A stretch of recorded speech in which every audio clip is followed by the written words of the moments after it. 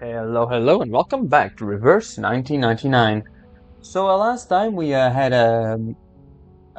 Charon show us his face, and it was so terrifying that poor old Major here had a major malfunction. Right now we are gonna go ahead and continue on with the death of the young. Both life and death are equally insignificant. Oh, that's gonna be depressing, isn't it?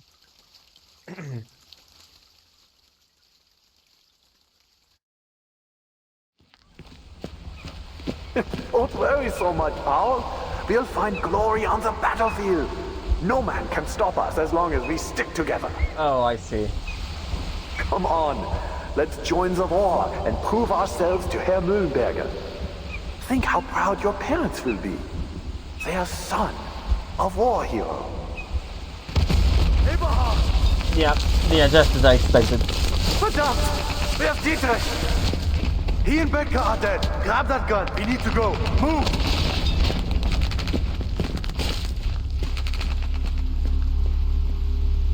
We're doing backstories, I guess. Do you think we'll win, Paul?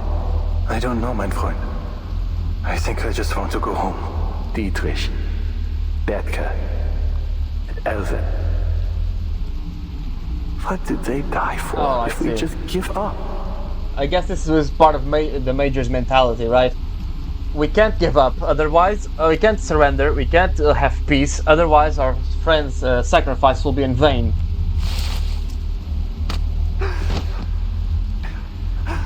Hang in there, Paul. The only way to make their sacrifice count is to win. Exactly. We promised we'd go home together. Paul! Paul!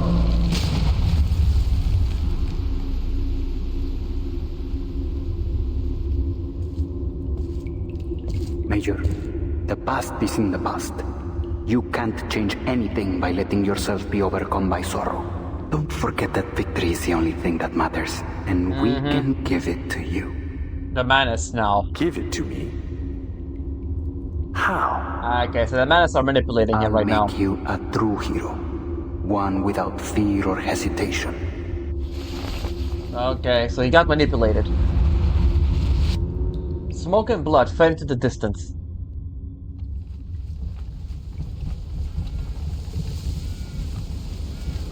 Eberhard lies in a wooden board, dragged by some unseen force. Eberhard, something like that. He swallows air like a drowning man, and immediately the foul stench of decay fills his lungs. Is Karen carrying him in the corpse carriage? The dragging stops. You're awake. Paul? But the man behind the mask says nothing. He only offers a hand. My head.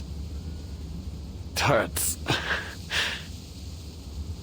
Eberhard struggles to adjust his surroundings, taking a long time to find focus.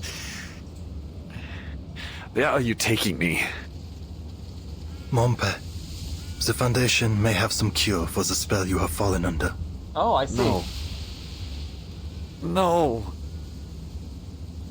Still dazed after the ordeal, he can only mutter in denial. He looks around, searching for something to brace against. Eventually finding the ground, he takes off his hat and scratches his straw-like golden hair. I... Gott im Himmel. What did I do? He still can't find his breath. Each gasp of air only makes the choking sensation worse. That deserter. I ordered Rudolph to pull the trigger, but I was the one who killed him. Yeah, basically. The other lives. Eri saw to that. He wasn't the only one. So many have died. And I was the one that sent them to their death. Eberhard lowers his head, holding his gaze at the small patch of soil beneath him. Charon watches him, adjusting his dark cloak. Do you remember, Paul? There was a poem by Goethe. No, Schiller, maybe. Ah, those days at school feel like a fairy tale now. Herr Mühlenberger asked you and Dietrich to write it out on the blackboard. You two didn't even know where to start. I remember I thought he was going to snap you both in two. Just a few months later, we were here. Dietrich died that very first day. Uh-huh. Do you remember how we cried that night? We thought it would be the saddest day of our lives. We ran out of tears before anything else. Mir ist kalt, Paul. Die Angst kehrt zurück. Halte sie fest. Sie wird dich wärmen.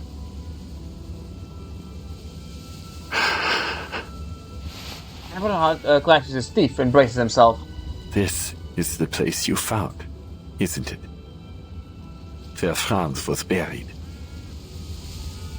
He lies below us. There are so many graves. But I am still alive. Why, Paul? Why am I not lying among them? So he has survivor's guilt on top of that, huh? The living speak of luck. The rest are silent. The answer doesn't satisfy, but the lone survivor cannot find a new question. After a long silence, he speaks again.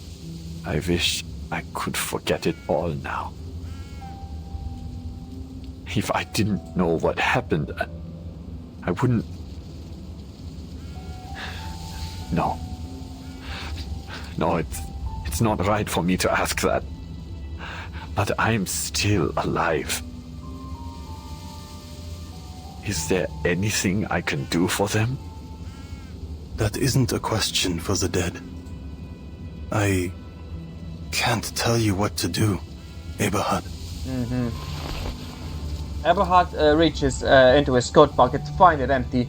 He stifles a helpless grunt. You mentioned Manus Vindicte. You remember? What about the Foundation? You talked to them too, right? Do you really think they can stop this war? They pursue peace, but it cannot be found by their efforts alone. He turns from the hill to the woods, through the thicket, and further lies the town of Montpas. Eberhard closes his eyes and waits for his thoughts to settle. Come on. Let's go see Montpas again.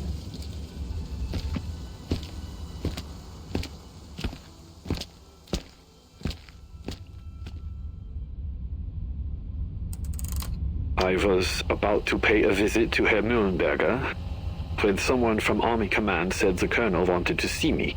I was taken to a meeting room with many other officers. I recognized them. I knew many had just been promoted like me. Okay, so he's talking, giving information about the mass indoctrination, seems. Colonel Hirschfelder showed up to give us a speech. Yeah. The same colonel who was assassinated after the parley. The time has come when our nation calls for heroes, he said. With our foremost goal to create a prosperous new world for our children. We have fought valiantly, and now the war turns in our favor. We stand but one step away from total victory, yet it is at this very moment that our soldiers have lost their courage. They waste their time looting every barn, cellar, and shed in search of treasure, and drink to numb their fears, delaying our operations. Their greed and cowardice have spread through our army like a malignant tumor. Fortunately, we have found a cure. An organization that believes in the promise of our victory has provided us with an extraordinary development. Yep, it was Manus. That's all I remember. I don't have a mind for technology, but it just washed the fear off me, thinking about it now. We must have been like lab rats to them. As soon as they finished their ritual, we became so sure of our victory that we began yelling and singing as one. We were just fresh-faced boys again. Thirsty for a war we'd forgotten. Interesting, interesting. The hiss of static echoes through the spacious room, then fades. I think that's enough for now. That was a recording from a German major we encountered in Montpellier. I intend to submit a report with full details, including his entire statement and an explanation for our inquiries. The head of the front-line investigation quiets, awaiting further instructions from the decision-makers at the rear. Manus Vindicta is moving quicker than any of us could have imagined. Now they have a But second none of win. these make sense. Well, they have a second win now with Arcana back, so of course they're just gonna amp up. They were hiding in the shadows when she was dead, but now, full swing again. Petra has returned from the front, still shaken from the assassination attempt. Oh yeah, he witnessed that. If they came to this era at the same time as we did, how could they have already infiltrated the military higher-ups in such a short time? That is an interesting point too. We've already theorized that Arcana may now possess the power to rewrite history, which means going forward, any records from history as we once knew it will be unreliable for estimating their strength. Okay. Petra falls into heavy silence. Pedra, what were the other representatives' opinions concerning Manus Vindicta? They all denied its existence. Figures. I see. It seems as though we're left with no other option but to change policies. What are we doing? No, Well, we right, can't we're resort to such radical measures. Right, the other one. The Dove's representative states his position in advance. The Foundation risks alienating any potential allies if we act too aggressively now. This war will not be the end of our fight. We will need to rely on their cooperation in the future, and that requires trust and a sense of security. On the subject of governments, I have some news to report. Great, Kreus' voice resurfaces from the conference A hall. man of the Interfactional Committee paid a secret visit to Montpellier, hoping to obtain intel about the Manus. A secret visit? As a fellow politician, Pedro immediately grasps the true intent behind their visit. What did they say? Do they intend to use our intel against the heads of their army command? You've guessed it. If their government manages to rein in the army, it'll be much easier to reach a ceasefire. But if anyone were to find out, we might be accused of interfering in their internal affairs. Have you considered that, Kreus? Yeah, probably. Officially, the Foundation never made any contact with their government. All I did was have a candid conversation with a man about my concerns for his people. Right, right. He stresses one key detail. At any rate, they haven't any reason to expose their cooperation with us. There are simply too many uncertainties to consider. The politician accustomed to checks and balances catches the implication of a factional dispute. History will only be restored to its rightful track if the peaceful factions on each side can rise to power and stop this war. This has been our goal from the beginning. It doesn't matter which era we end up in. We always benefit from a political climate that is friendly to the Foundation. That's undeniable. What do you think, Pedra? He removes his glasses and rubs his eyes. I might be able to persuade some of the other committee members to support this proposal. If we're certain of this course of action, then we'll have to provide intel to those seeking peace, in all governments involved. Good. No faction should put their own goals above those of the Foundation's. That is true. It will be kind of counterintuitive. We'll need more to verify that Major's statement. Send investigators to search other regions and report everything they see. Kreus, continue your investigation. Follow every possible lead. Understood. We'll dig up whatever they have buried. Alright, that was that. Still seeing more internal strife for the Foundation and stuff. Alright. Let's see. 21st. From Laplace, the Foundation has recently acquired a batch of arcane items via trade, but due to lack of proper communication, the delivered items failed to meet expectations. Not really, she just cheaped out on you. We have relocated these items to Laplace in order to enhance their effects. Given the time constraints, we'll send additional support staff to assist. Early delivery is desired. to strange machinery expert.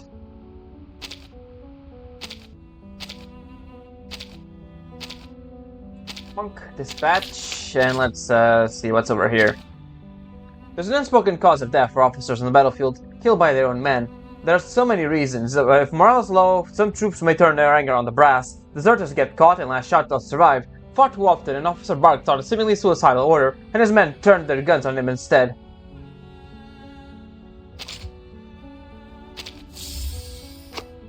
I can only express remorse for that situation occurred. Rather than excoriating the merchant, I can't help but think that as a result of Foundation's bureaucracy. Back at the main issue. Portable arcane and blocking equipment, tough and durable, a tricky challenge, but I can add some fun ideas, like 3-button control panel and top hatch on the helmet that opens to release a pair of doves. Yeah, figured we do something odd. I can't tell you what to do, Herbert. Paul and Herbert were classmates before joining the army together, friends before they were comrades. They supported one another through the horrors of battle, and shared each other's sorrow when their friends fell around them. Their connection only grew stronger. After waking from his terror, Herbert loses the last bit of his strength. As the past comes flooding back, in that moment he forgets his pride as an officer and reaches out to Paul with desperate hands. But the figure reaches not is not fully Paul anymore. Karen has lost the ability to see what lies ahead for those who could survive, and he has no power to change the course of fate. Still, he chooses to stay with his friend, holding on to the hope that even such a small act might shift the direction of the war. Reyes. We'll dig up whatever they have buried. After hearing what Herbert revealed to the Monpas, Reyes contacts the higher-ups at the Foundation and verifies signs of Madison's involvement in military affairs, leading them to report the secret visit made to him by the head of the Interfractional Committee. He pushes the leadership to move forward with the suggested plan of launching renewed peace talks. However, in order to truly persuade the decision-makers, his squad needs to secure more concrete evidence on Herbert's words alone. Foundation. Herbert's recorded words following his recovery become a key piece of evidence, revealing how deeply Manus Vindicta has embedded itself within military structures over time. Given the shifted timeline, the group's unusually swift mobilization hints at possible interference from Arcana, whose resurrection may be affecting this era. In an effort to turn the situation around, Chris informs Foundation higher-ups about the secret visit, the representative from the Interfactional Committee, who is working towards a peaceful solution. If they can use this connection to expose how military leaders have cooperating with Manus Vindicta and present that information to pacifist governments, it could give peace negotiations a much-needed boost. However, they must first secure stronger evidence to support their claims. Alright. On to the next one. Paths crossed. There goes her again. Whispers of movement lost beneath the clamor of calamity.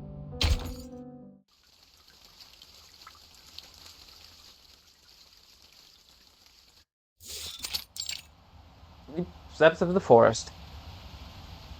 Night falls and creatures stir.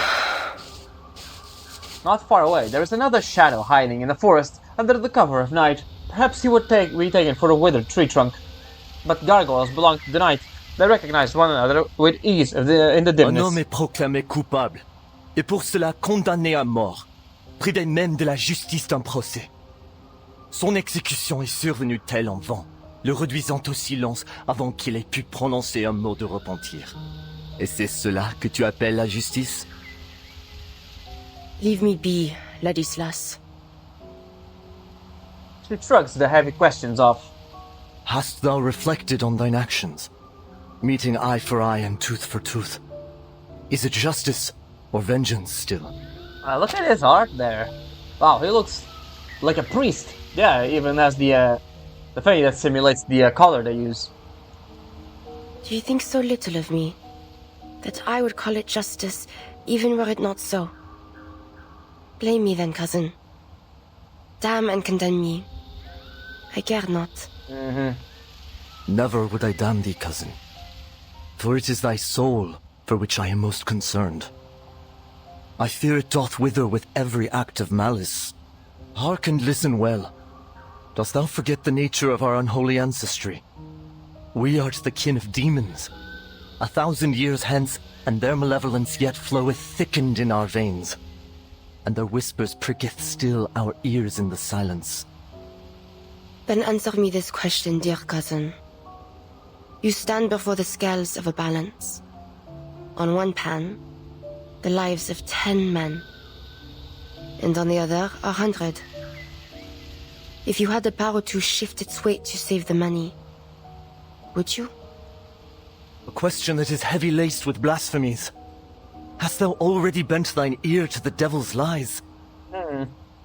Answer me, cousin.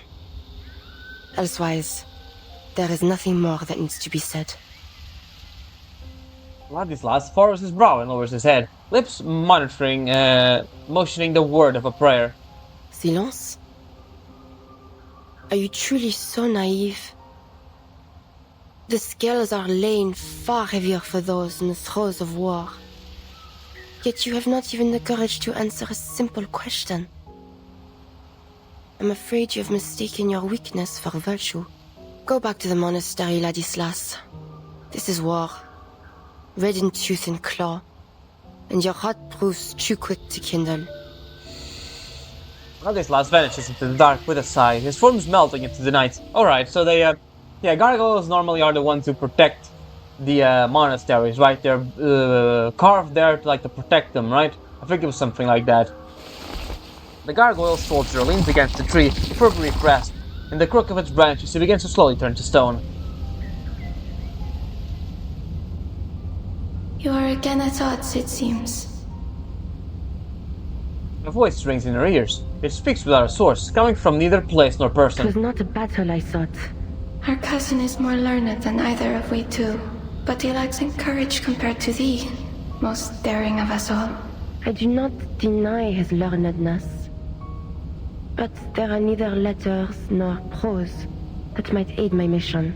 Thou burnest too short a wick, and the flames of perdition rise to meet thee. I fear for thee, Marie, that thou go forth to a battle that will consume thee, whether in defeat or in triumph. Marcel, Antoine, and Yvonne, they once promised to return as thou didst. Yet they fell all the same, each after the last. Yvonne was taken before she had even tasted battle. Let remorse consume me if it must. But God willing, I will see the end of this war first. Ere then, the fear of regret will not stay me. Not now. And perhaps, on that day when peace finally comes, he will return to us. The voice vanishes into the night breeze. She would not hear it again this night. She shakes off the scales of stone and resumes the march towards her next lead. Okay, interesting. Get more info on her.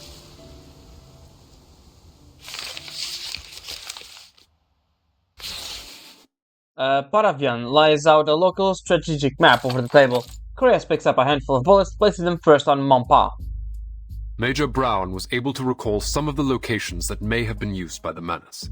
His coordinates aren't what anyone would call precise, so he'd best start searching ASAP. Chester, you'll take the forest.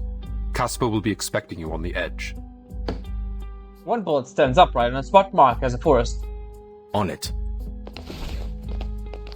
Camilla, Lee, you'll search from here and move along the river. We'll get it done, sir. Each new order is marked with another round, placed upright on the table. Charles, Amanda, you're on Hill 299. You'll need to cross no man's land to get there. Make sure you establish your identity with both sides in advance to avoid friendly fire. Yeah. Understood. The crowded room empties order by order, bullet by bullet, until only the last round remains. Moravian. Yes, sir. No, he has a portrait. I want you on this village. Take Marsha with you. She's a skilled combatant as well as a medic. You can count on each other. Okay, so Marsha is gonna come with us, huh? Yes, sir. Paravian exits, leaving one person remaining without orders. The young soldier locks eyes with his superior, then spoken relief written on his face. So, does that mean I'll remain on standby in Montpay? I knew she sounded familiar. It's the guard from Antarctica. Merrill. Yes. I need someone coordinating the defense of this town should the Manus attack. Oh. Relief turns into dread. Abandoned village. This was from the trailer. Is this it? Yeah, this was from the trailer. This part, this CG. I believe so. Let's get on with it. The village around them still carries a sight of lush wilderness and gentle fields, a place of abundance and safety once. Watch my 6. The two drop weapons and enter from the side. The investigators are not stopped in any way, and if they hadn't been instructed to do so, they would have just treated this place as another forgotten remnant of better days. This place is empty. It's heartbreaking to see it so quiet. We're ahead of schedule. Let's start by checking the houses, one by one. Good.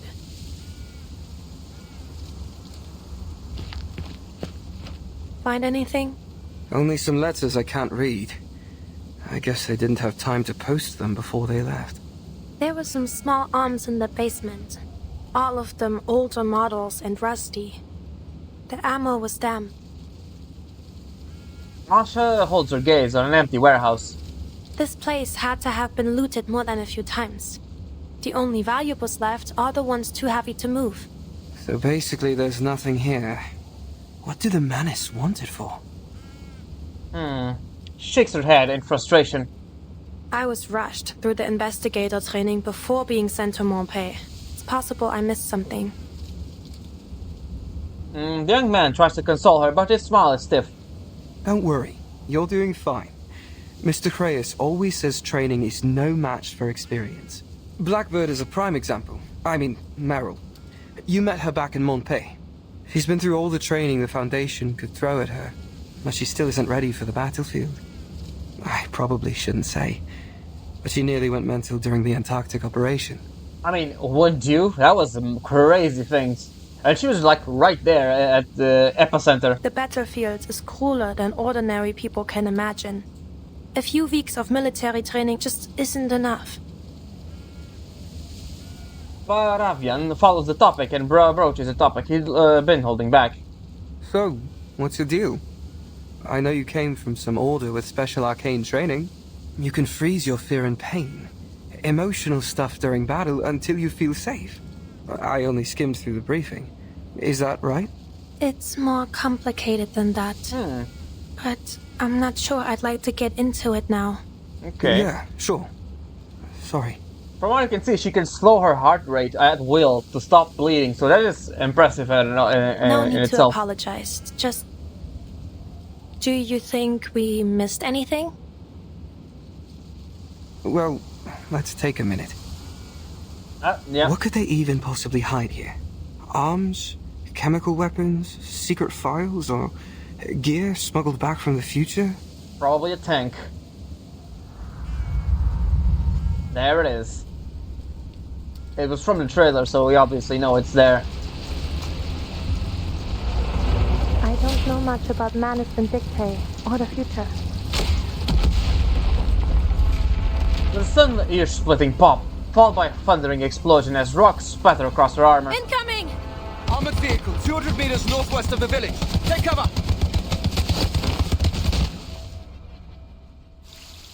To be continued. Yeah, we're gonna have to fight the tank in the next one, I'm gonna bet. Oh, we're fighting it right now. Alright, let's go. Yep, there's the Menace guys over there.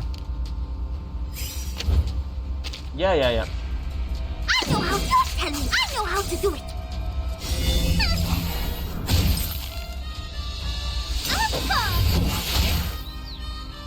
Hey, witness me.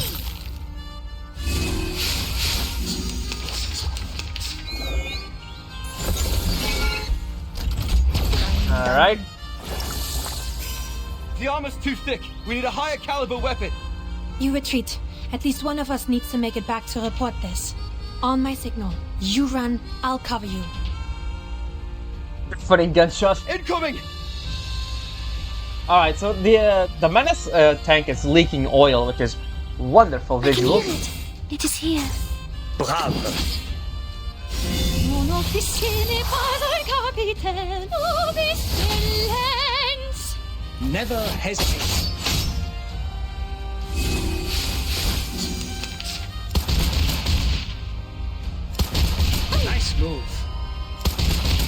Goddamn, you really are laying it on thick on him. Wait, that wasn't enemy fire. There's a breach in the armor. See? It's slowing down. This may be our only chance, Masha. Alright, let's go. Merci. Brave. The sword is drawn. Fight for the unarmed.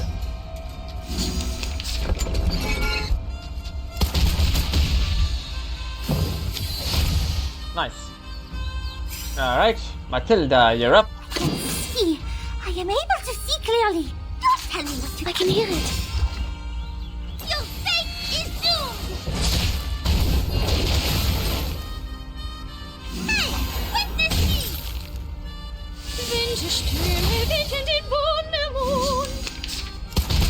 Nice move. I think our knight is just gonna... Yep, he's dead. Hesabeth, you're up. Essaye donc de te cacher de notre pardieu.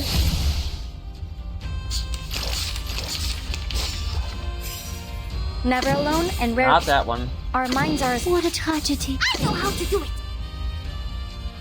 Never alone and rarely outnumbered. Soffoca il sangue. Soffoca il sangue. Hey, witness me. We picked up this trick from some distant relations. Ah, so close. Now we're good either way. Oh, he's dead.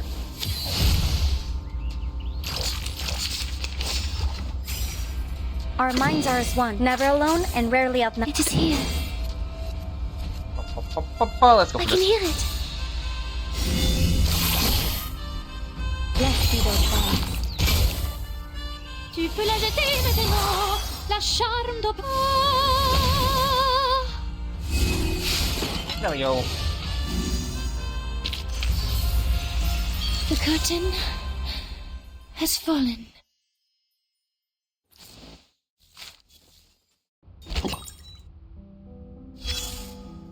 Alright. What do you have for us? I'm afraid I only have turnip stew to serve you. I will add a few sausage scraps to your bowl, however. Here. Now go. It's best you leave before another battle breaks out. Already? Is there something else you want from me? You know what? Since you're so fond of visiting, take the chair you're sitting on. Even through the coldest winters, that chair was spared the fire. Perhaps it was meant for you. Right. Since you insist on staying, I will go to the market and see what I can find. Sit here for a while longer if you like. Prepare for a lifelong stay, even. With any luck, this place will become your grave by the time the next farce ends. Huh. Still trying to figure out what her deal is, what this one's deal is. Alright, we are all a bit almost halfway.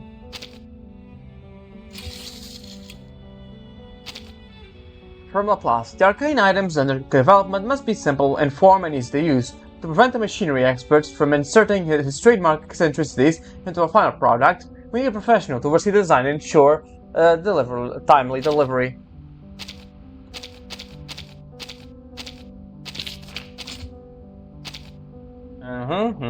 Okay.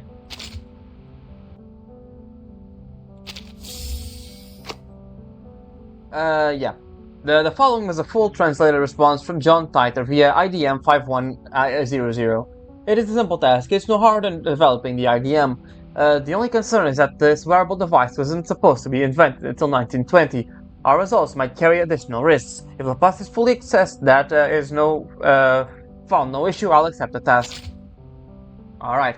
And the other one is just basically a recap of the things, right? Yeah, it's basically just a recap. I don't think I'm gonna read this anymore. I'm just gonna leave it here if anyone wants to read. And that's gonna be very much it.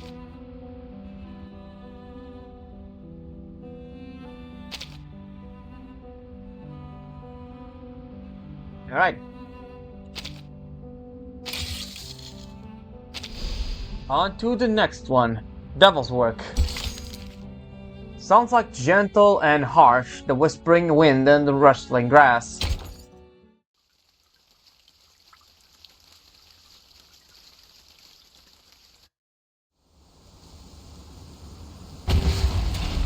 Thick and acidic smoke billows from the wreckage of the armored vehicle. Masha braces herself on a pile of debris, all at once letting herself feel the sharp, tearing pain of her shoulder. It's over. Someone helped us. Parabian. Oh no, is he Are you dead? alright? She looks across the road, just ahead. The young man is pinned under the heavy beam. Stay put, Marsha. You're bleeding. I can get myself out. Parabian strains with all his strength, but he can't move a timber 1 inch. We're all clear. Let me help you. Don't fuss over me. It's just a bit of wood. You need to stay put. Your head and shoulder are bleeding. What? Am I hurt? She isn't feeling anything, right? Masha staggers to her feet. I'm feeling faint. She reaches out for the top of her head. Seems you're right. I'm bleeding profusely from several wounds. That's what I get for suppressing all my pain. So, just a little shrapnel. Nothing too serious. Treat your wounds first, Marsha. Understood.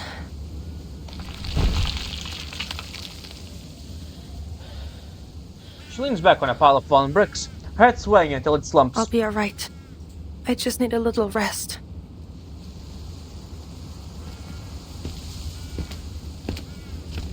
Huh? Her gaze lets up to a pair of boots. Then, the sizable barrel of an anti-tank rifle. She looks up. You, again. She struggles to her feet. Sit. Her legs buckle, leaving her braced against the debris. You saved us. Thank you. What brought you here? Collecting intel on Manus Vindictae. Have you no reckoning on the danger in this place? Marsha shakes her head. Imbecile. You might well have breathed your last in that battle. Let go! Huh? Who's out there?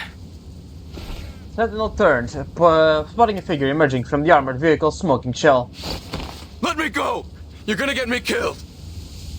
At his feet lies a wounded soldier in the same black uniform. No! Sterling, please! And he's killed him. The wounded man cries and cuts short. Sterling turns two manic bloodshot eyes towards the advancing sniper. Fuck! The bullet strikes the gargoyle clean through her abdomen, but it draws no blood. Instead, chips of stony debris fall out from the wound. What the hell? You goddamn monster! The man's eyes go wider as he turns to flee. She does not give chase. She walks to Parabian and lifts the beam from his body. Thanks. Who are you? Are you with the Foundation? Not exactly. The young man finds his answer as he grin and stony face. Stay here and tend to your comrade. I will tend to our enemies. Oh, it's gonna be like in the trailer too. So she's following that guy. Are we the only ones left? Where's Colton? Dead! Now get the lead out and run! She's coming at us! She's coming! Shoot her, Huygens! Shoot her! I can't see her. Where are we running? Look! There's an old mill ahead. We'll regroup there to intercept her. Keep running, you idiot! I see her now. She's there. Die! That's gonna do much. You idiot! My hand! An old windmill lies just ahead. Refuge in this panicked mind. For the wicked flee, and I pursueth. Another bullet strikes her shoulder and glances off into the spray of stone. Why won't you die, you devil? A devil, you call me? There we go. What are you, then? Oh. What hast thou done? The voice of thy brother's blood crieth unto me from the ground. You who discord between nations and plot schemes for the undoing of man. Who then is your master? He steps closer. For if you do the devil's work, are you not a devil like me? J'ai pitié de vous. Repent and you may yet find mercy in the judgment of the Lord. And now art thou cursed from the earth. What the hell do you want? Back off! Sterling, isn't it? You need not fear me. You still have time. Which hath opened her mouth to receive thy brother's blood from thy hand.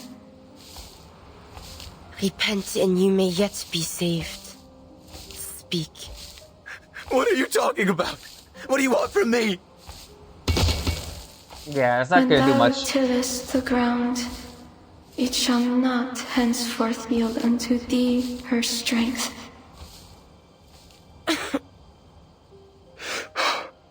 The soldier tumbles to the ground. As he scrambles, he launches into a desperate prayer. Answer me. For what purpose does Manus Vindicte drive the world to war and ruin? Mother of Resurrection. The guiding one. You know what?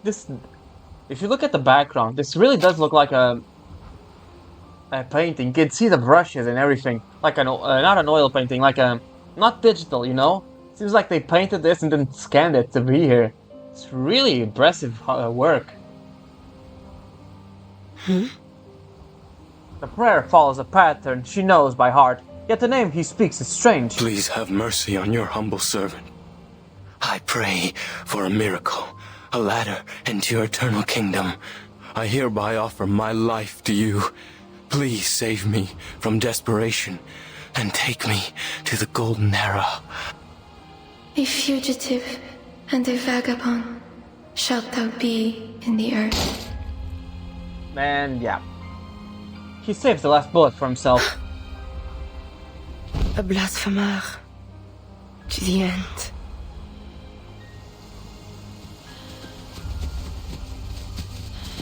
Miss Sentinel? Miss Sentinel! Huh. She passed out too, huh? I wonder if because she sustained too much damage or what.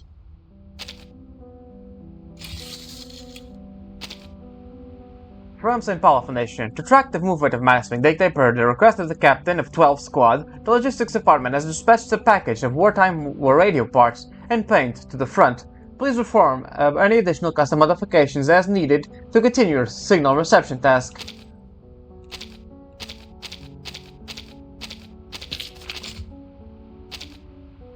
Sentinel Simon intervention destroys the enemy vehicle, yet in the chaos enemy soldiers step away, sparking a desperate pursuit across the windmill plain. All I did was install a special antenna, and now my reception is massively improved. It looks like the Foundation's impressive technical capability have learned something new again. From now on, let me test things out. Field news, Flash. Still annoyed by his gloomy weather? Try Umbra Co's the latest umbrella. I still need a bit more of time to calibrate. Please don't mind me. Oh, the paint job? That's to match my identity as a field radio. Once my job is done, I'll return to the war room. Don't worry. Sounds like the armored unit from the village at least got wiped out. Didn't think anyone could pull that off. What happened? I never heard they had that kind of firepower. Rumor his was a sentinel. What, Gargoyle Snapper from the rumors? Uh-huh. Tonight, sneak into the office room and grab a bottle of Penu. Get wasted and forget it's ever happened. What's that supposed to mean? You don't believe me? I don't believe in ghost stories. Huh. And that's that. Alright, and this is just a recap of the story. Yeah, I mean, if you want to read it, I'll put it on, I guess. It's here.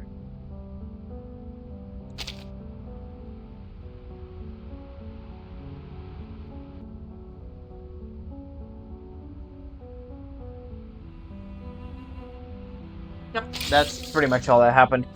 Alright, on to the next one. And with that one, we are pretty much halfway, right? Let's see. Oops, not there. Yeah, with that one, we are pretty much halfway. Alright, let's go into the next part. Wounds and Scars. No one can make sense of why this war drags on.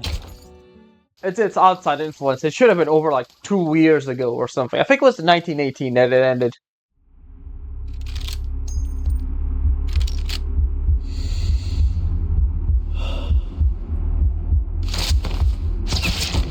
Oh boy, that is... What a start. There goes the charge. Oh man, we really are just doing the trench charge.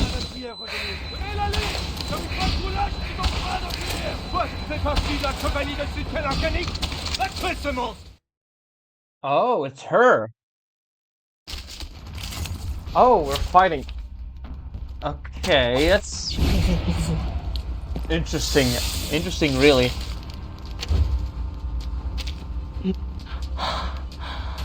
Calm yourself, Marianne. Steady your breathing. You need not panic. This will not be the end of you.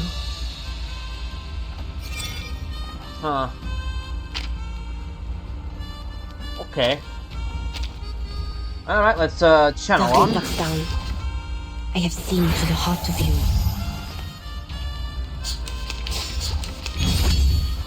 The enemies of peace shall be stamped out. A sure hit.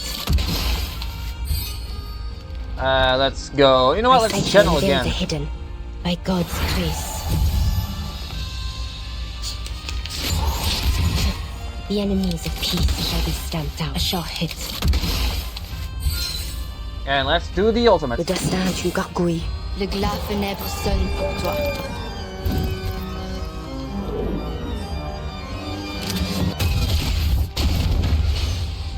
Nice. A worthy victory. But the fight is far from over. Oh, what the... Oh, I hope this one is the battle music. It's so good.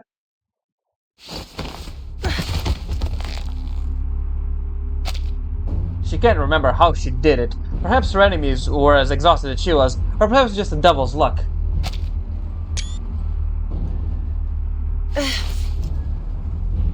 Struggling, fighting purely by instinct, she holds her heavily armored foe at bay.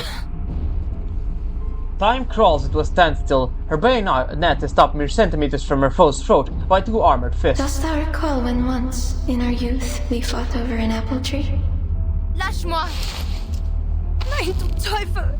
Thou wished to cut its wood and make us a fire to roast a chicken. Ooh.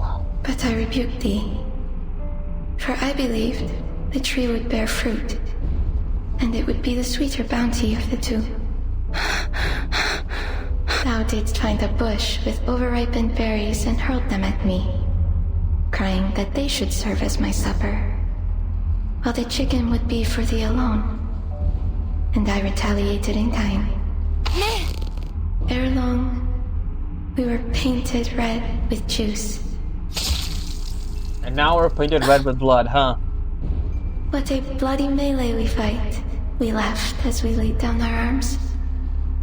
What fun we had that day. Non.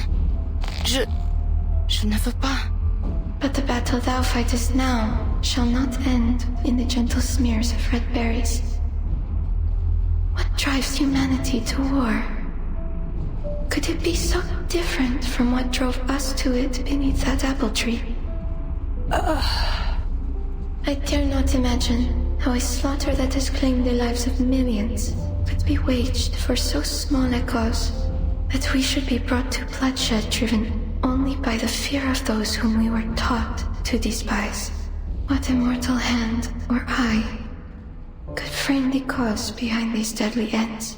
Thou art more courageous than I, Marie. Never hast thou doubted thy conviction.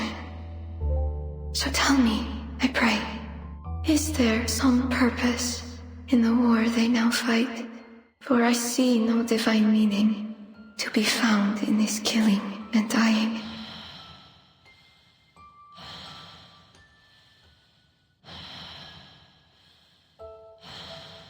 God damn.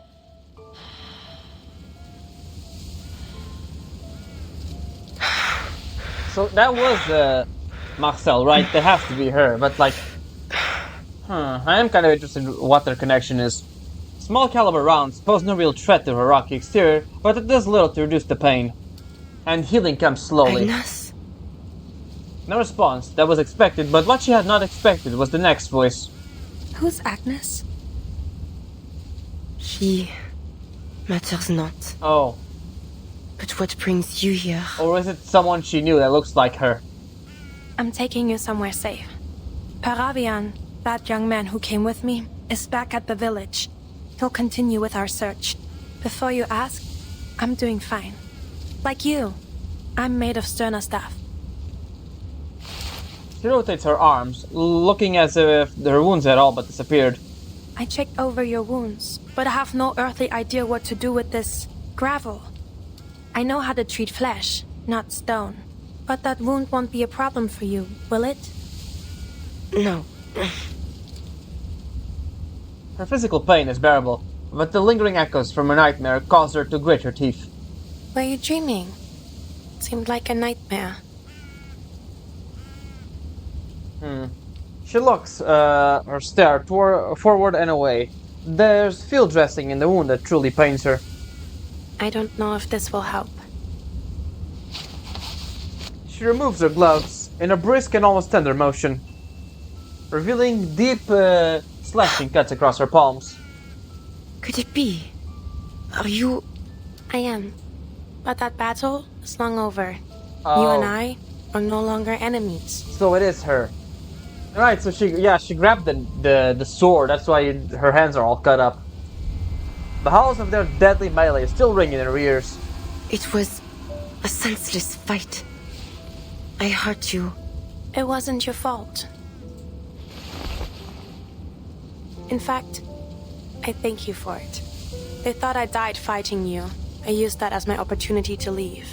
For some time after that, I was with an international rescue team.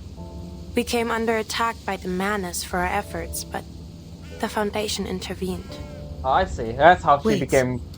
Then you remember me? Marcia nods, a gentle, graceful motion, carrying the reassurance of a doctor at her patient's bedside. And you didn't. I was wearing a helmet. But you don't have a face one forgets. Marianne. Oh, that's your name. Marie-Anne. It's lovely. Oh, no, she repeats it, stressing the syllables as if to remember it. Tell me then. What do you know about Manus Vindictae? They are a secret organization open to only pure-blooded arcanists. Simply put, their goal is to cause as much chaos as possible and eventually destroy all of human society. Yeah, that's pretty much it, yeah.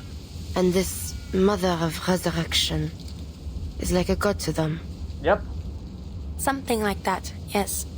She died once, but they managed to resurrect her through some awful ritual. A resurrected madwoman?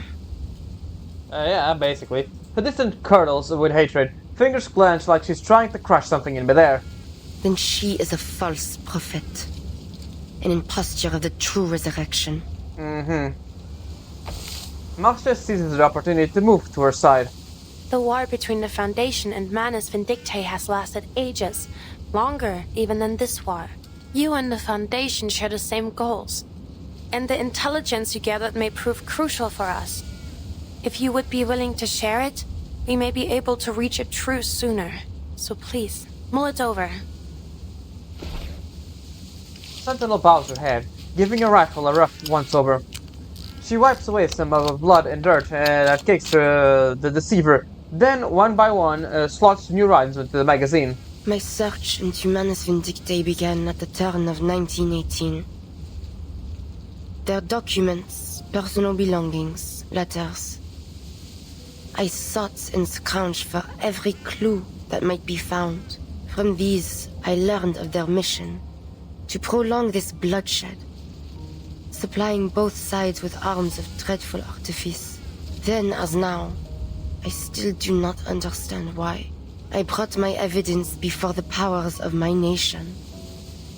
but they cared not. So I spoke out against them. Still hoping they might awaken to this madness. Yeah, they were. But my words went unheeded. Worse, they turned against me, hiding even the very name of Manus Vindicte from all their publications and letters. There is no longer any truth in the words they print. Only lies, meant to stir the pride of youth to deadly, pointless slaughter. Youths who were but children when the war began. That is why I have turned to this. To killing the ones who incited this war. It was the only choice I had left. Perhaps it has all been for naught. But at least I have put deeds to words. What has the Foundation done? Well, they were trying to do a peace talk, but I guess it's still trying to do something like that. The accusation forces her into a stammered defense. We have done more than you know, but I'm not authorized to tell you. You expect me to offer all I know to you, yet still withhold your trust. I'm sorry. No, I suppose that isn't fair of us. If there's anything we can offer in exchange to make a deal, But her efforts lose steam. I'll try my best to honor it, but I can't guarantee anything. A cold breeze cuts the stillness between them. Sentinel lets out a slow and labored breath. I will give nothing to the Foundation. Neither freely nor for any bargain. But you, Marcia, you have my trust. Marcia lightens up at her patient's declaration. Follow me. Oh, of course. Alright. We got a little backstory on Marcia. That's interesting. Yeah, so Marcia was part of they were fighting on opposite sides of the war, it seems. But now they are meeting here as allies, I guess you could say. Discipline and regulations. Adherence to military regulations is mandatory to all soldiers, including arcanists. Number 1. Respect all comrades equally, regardless of classification. Number 2. Exect orders exactly, no change based on divination. Number 3. Do not neglect conventional science, bullets often outkill arcane powers. Number 4. You are fully accountable for the entities you summon. Number 5. No mental surveillance, influence, or manipulation of personnel without authorization. Number 6. No arcane modification of issue equipment without authorization. Number 7. Conduct a spirit contact only with another member present. Limit of 3 minutes. Number 8. Know the alternative forms of your comrades. Interesting. Number 9. Report and secure approval before using large rituals or high-level incantations. Number 10. Expect enemy arcanists and other supernatural threats during operations. It makes sense, yeah? Let's see here. We've got this. Leilani. Given the chronicle chaos, we hold no expectations for Xeno's military capacity, but we must still assess their actual remaining force. And our end goal is to maintain an army under the Foundation's command.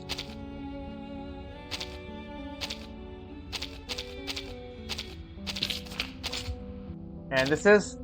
Even in modern times, knights in heavy armor still march into the battlefield, forming solid lines, holding back wave after wave of enemy assaults. With arcane skills, they support the front lines, until the day comes when artillery fire slows the field whole. They remain the best protection for foot soldiers. That's why she was armored up, huh? Aloha! Anyone there? I'm here to deliver the report. Huh? Someone there? No one? Really, no one? Where do I hand this report in? Let me see. What does it say here? To deliver to the secretary office? Maybe the internal affairs department? Maybe the front desk? I've got it. I'll just leave it right at the step of the door, so that they may, so that anyone coming in will see the first thing. That's that. Nothing to stress over. Mission complete. Oh boy.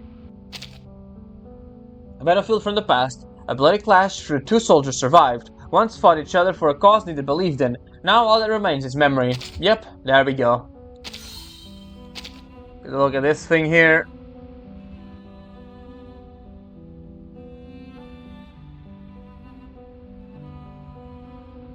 Yep, there we go. So they fought opposite sides of the on the battle. of the battlefield, and now they are having a tentative. They have respect for each other, and let's see where this develops from here. It's interesting, definitely. It definitely hits that vibes from. That's basically the only things on World War I have is 1917, the movie, All Quiet in the Western Front, and Battlefield 1. It does hit of the same vibes, you know. It is doing, I really think, a good job at showing how bad the war was, and also the interference with Menace, showing off new things like that tank that looks like closer to a World War II tank than a World War I, which did exist tanks in World War I, but they were like ancient things. They were really bad. From what I remember from history and stuff, they like broke down constantly and were not very reliable. But yeah, that was gonna be it. I hope you enjoyed, and I will see you next time for more of Reverse 1999. Ciao.